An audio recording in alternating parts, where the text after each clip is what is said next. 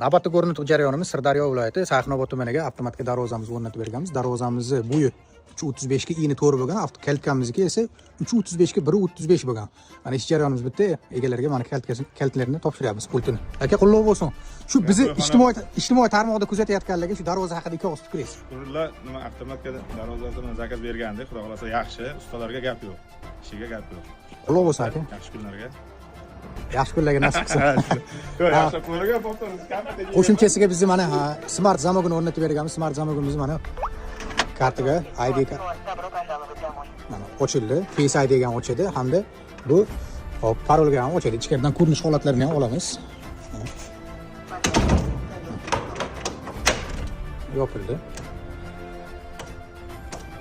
Siz tashqaridan ham xotirjam ko'rsa bo'ladi. Wi-Fi ulaganingizda bu istalgan joydan turib bu darvozani kim kelganini ko'rsangiz bo'ladi.